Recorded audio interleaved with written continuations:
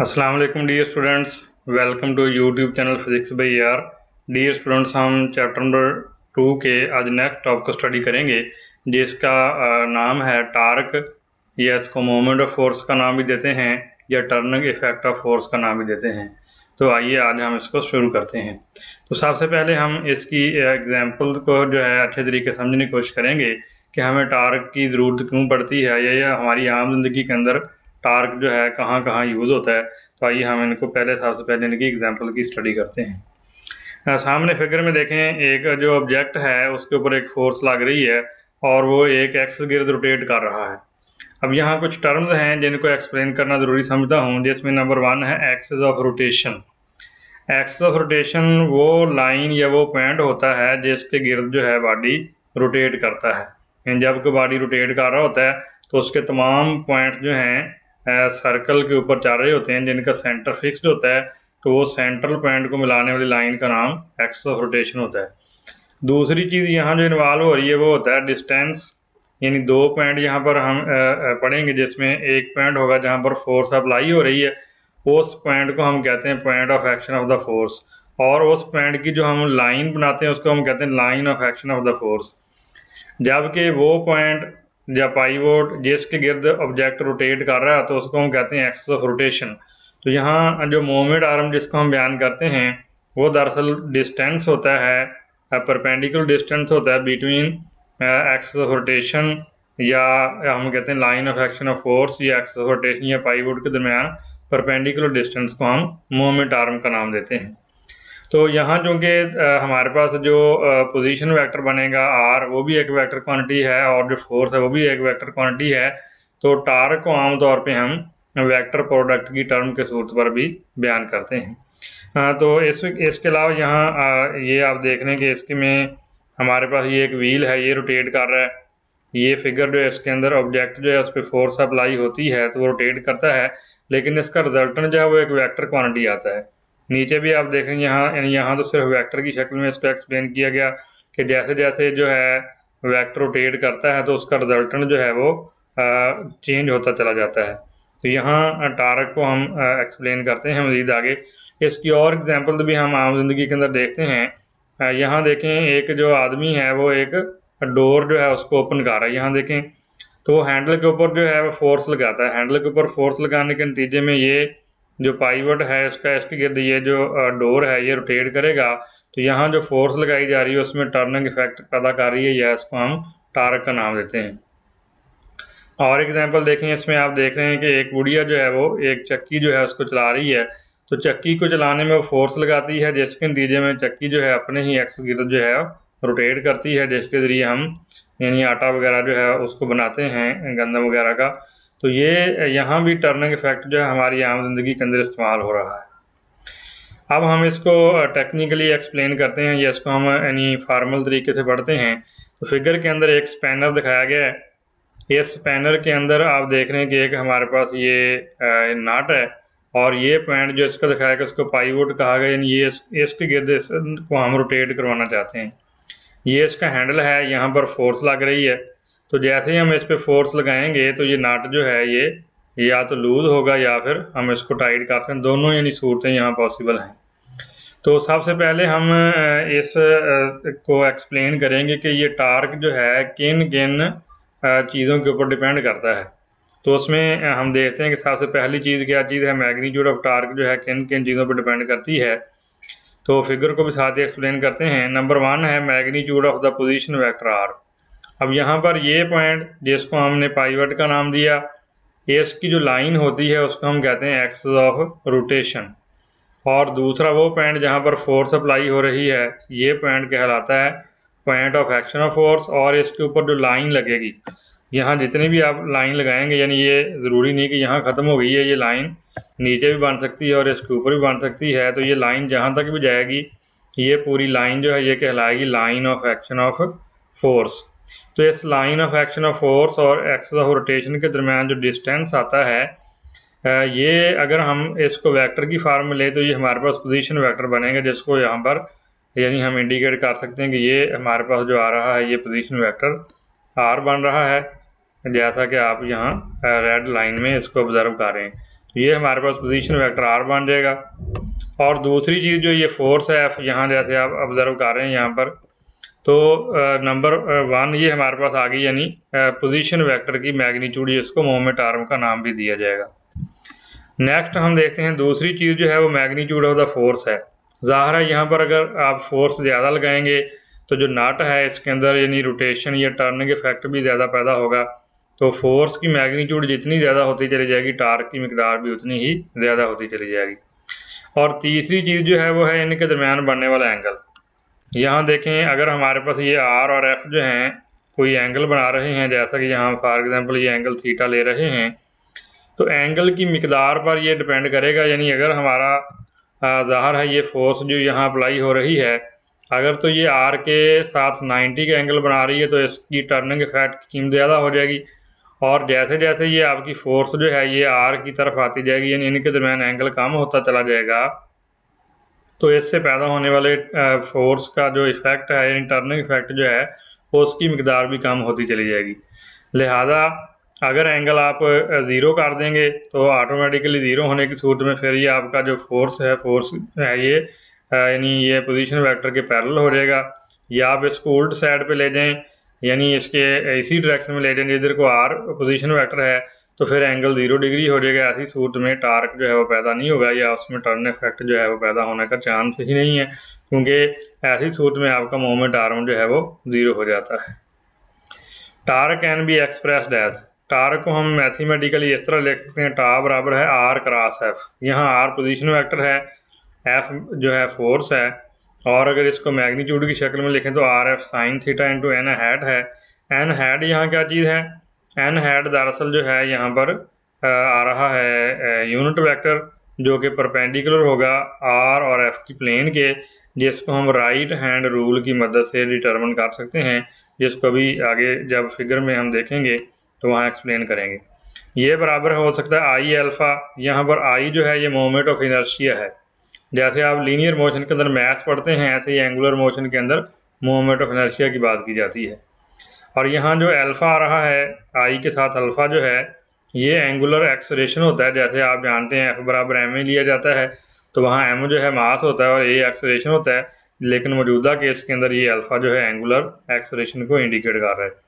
और यहाँ आई कीमत दर्ज करने पर एम आर स्क्वायर अल्फ़ा हो जाएगा इंटू एन हैट, एन वही डायरेक्शन को इंडिकेट करता है। तो अगर हम इसके यूनिट की बात करें तो यहीं से यूनिट क्लियर हो जाएगा। आप जानते हैं कि फोर्स का यूनिट न्यूटन होता है और डिस्टेंस का मीटर होता है, तो इसका यूनिट जो है न्यूटन मीटर बन जाता है। अब अगर आपने गौर किया हो तो ये वैसा ही यूनिट है जैसा कि वर्क का होता है, क्योंकि वर्क का फार्मूला एफ डॉट डी होता है, जो कि स्केलर प्रोडक्ट की एक एग्जाम्पल है। वहाँ भी यूनिट न्यूटन मीटर बनता है। तो इन दोनों में फ़र्क ये होता है कि जो टार्क है ये रोटेशनल मोशन के अंदर वर्क करता है, जबकि जो फोर्स है वो लीनियर मोशन के अंदर वर्क करती है। तो यहाँ हम एक और बात भी एक्सप्लेन कर सकते हैं कि what is the significance of the torque. ये क्वेश्चन भी किया जा सकता है कि टार्क की अहमियत क्या है या इसकी इनफरादियत क्या है। तो टार्क का जो रोल है वही है जो लीनियर मोशन के अंदर फोर्स का होता है। यानी हम अगर इसको लफ्ज़ों में बयान करें तो हम यूँ कह सकते हैं कि significance of torque is defined as the role of torque in the rotational motion is as the role of the force in linear motion.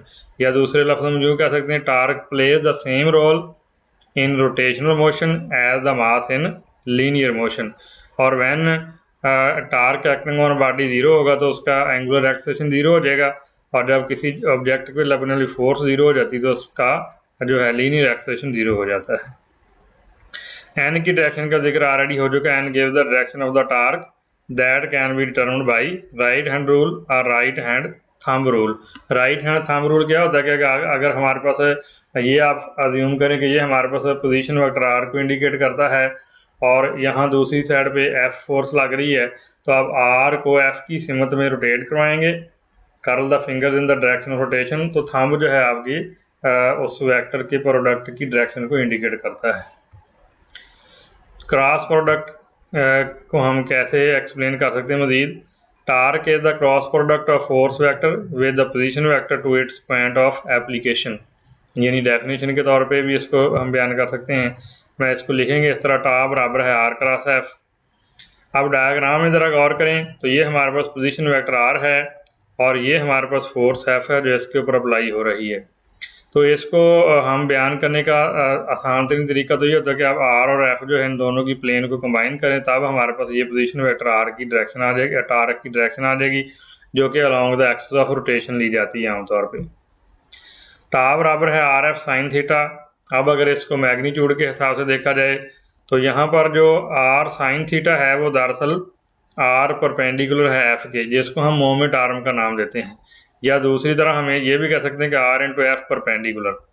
यानी यहाँ हमारे पास आर और एफ जो है इन दोनों के हम कंपोनेंट्स बनाएं तो आर का वो कंपोनेंट जो एफ के परपेंडिकुलर बनेगा वो आर साइन थीटा होता है, जो कि मोमेंट आर्म कहलाएगा।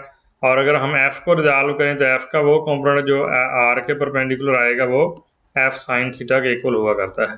तो ऐसी सूरत में टा बराबर होगा आर परपेंडिकुलर इंटू एफ या आर इंटू एफ परपेंडिकुलर। तो जैसा कि शुरू में बयान किया गया, जितनी मकदार आर परपेंडिकुलर यानी मोमेंट आर्म की ज़्यादा होगी उतना ही टार्क ज़्यादा होगा, या जितनी फोर्स की मैग्नीट्यूड ज़्यादा होगी उतना ही टार्क भी ज़्यादा पैदा होगा। The torque is perpendicular to the plane formed by the position vector and the force vector. Image and drawing them tail to tail, जैसा पहले बयान किया कि आप आर और एफ को टेल्स को मिला दें तो आपके पास ये सूरत हाल क्लियर हो सकती है। Curl the finger from R to F, thumb points along the torque.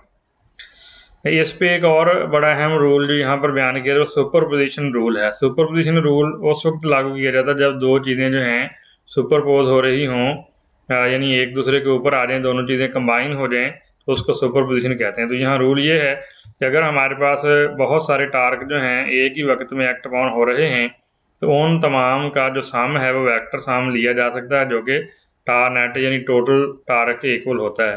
यानी टार्क जो है इसको हम आम वेक्टर मेथड के जरिए ऐड कर सकते हैं। Can have multiple forces applied at multiple points, और डायरेक्शन जो होगी एंगुलर एक्सेलरेशन, यानी एंगुलर एक्सेलरेशन एक्सिस या एक्सिस ऑफ रोटेशन के अलॉन्ग इसकी डायरेक्शन आएगी हमारे पास। अगर हम इसको डिटर्मिन करना चाहें तो डिटर्मिन करने का तरीका क्या, टॉर्क या cross product can be expressed, जिसको आर क्रॉस एफ कहते हैं।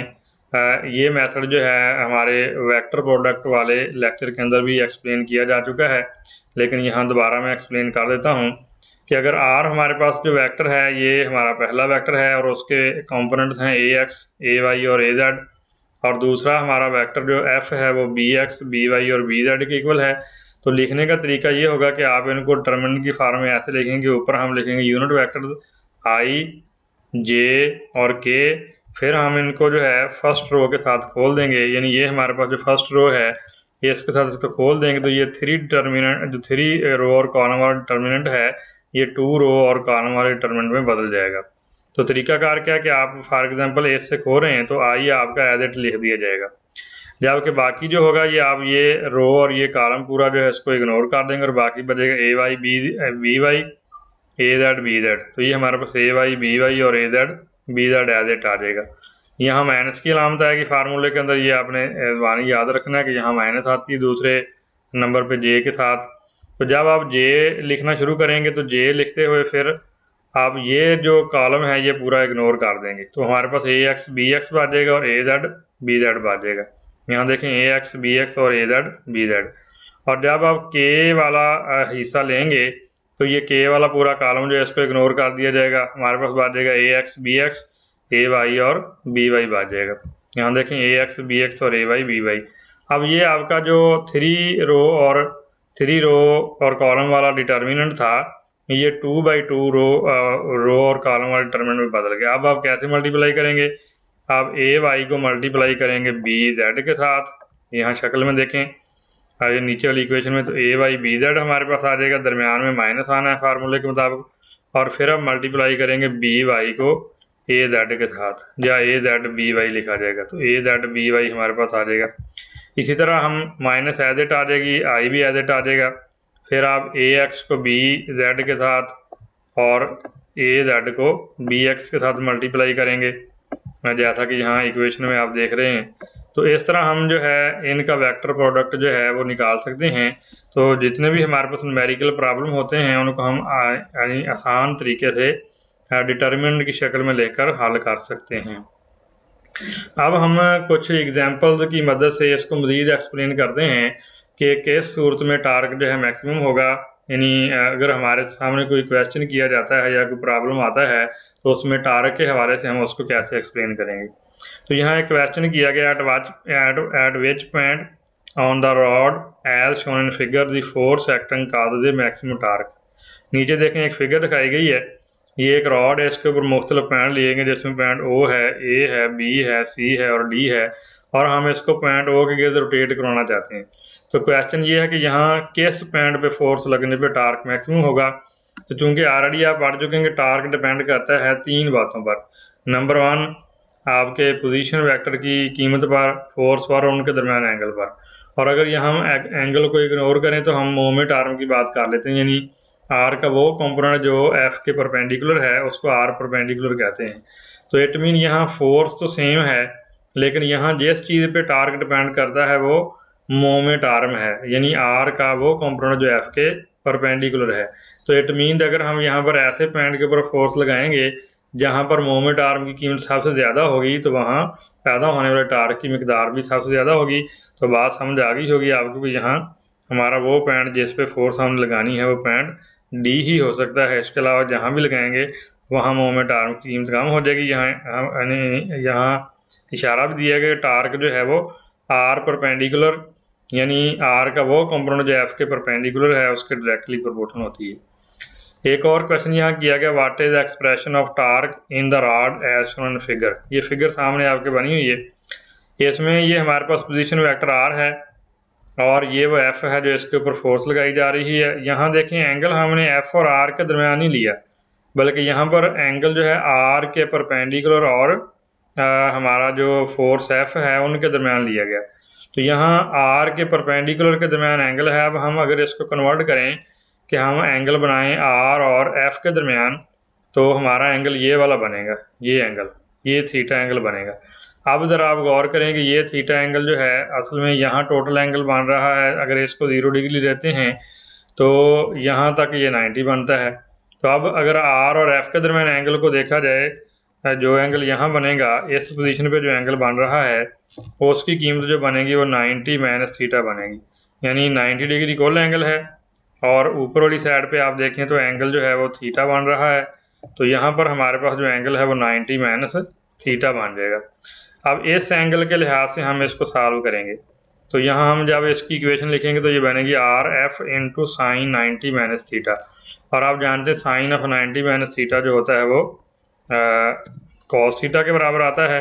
तो ऐसी सूरत में हमारे पास देखें टा बराबर आ जाएगा are F sign 90 minus theta, और साइन 90 माइनस थीटा जो है वो कॉस थीटा होता है। तो लिहाजा मौजूदा केस में टार्क जो है आर एफ कॉस थीटा आ जाएगा।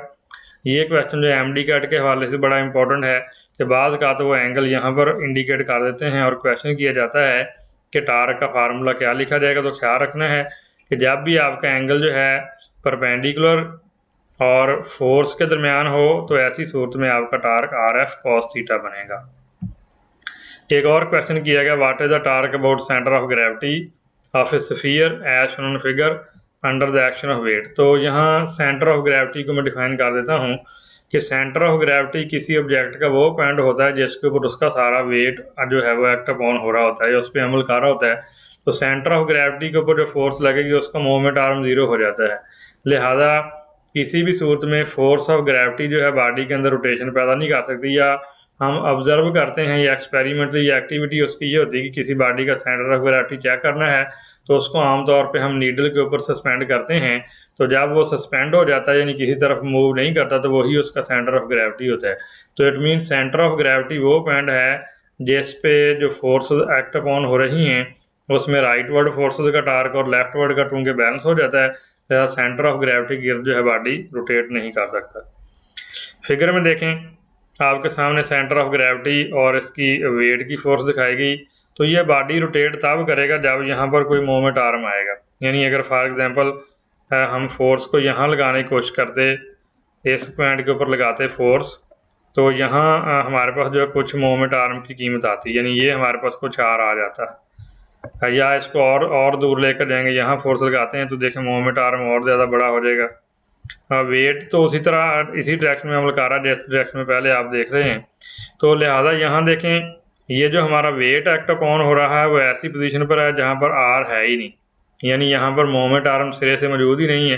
तो आप जानते हैं कि फोर्स एफ डब्ल्यू है, passes through the pivot, so R perpendicular, यानी वो कंपोनेंट आर का जो एफ के परपेंडिकुलर होना है या डब्ल्यू के परपेंडिकुलर होना है वो यहाँ पर जीरो हो रहा है। दस टार की डेफिनेशन के मुताबिक आर परपेंडिकुलर टू एफ है और यहाँ पर आर परपेंडिकुलर की कीमत जीरो आ रही है, यानी आर का वो कंपोनेंट जो एफ के परपेंडिकुलर जीरो है, तो टोटल टार्क की कीमत भी जीरो हो जाएगी। आखिरी एग्जांपल देखें, what is torque about suspension of simple pendulum as shown the figure. Figure सामने देखें, ये फिगर है, इसमें ये एक सिंपल पेंडुलम दिखाया गया, इस पे लगने वाला जो वेट है वो डब्ल्यू है और ये इसकी यानी इनिशियल पोजीशन कह लें या इक्विलिब्रियम पोजीशन कह लें। एल जो है इस स्ट्रिंग की लेंथ है और थीटा वो एंगल है, एंगुलर डिस्प्लेसमेंट है जिस पे ले जाकर हम इसको छोड़ना चाहते हैं। तो इस पोजीशन में देखें, यहाँ पर जो वेट है वर्टिकली डाउनवर्ड एक्ट अपॉन हो रहा है। तो अगर हम वेट को रिजॉल्व करें तो रिजॉल्व करने का आप जानते हैं कि इसका तरीका ये होता है कि इसके हेड से परपेंडिकुलर ड्रा किया जाता है।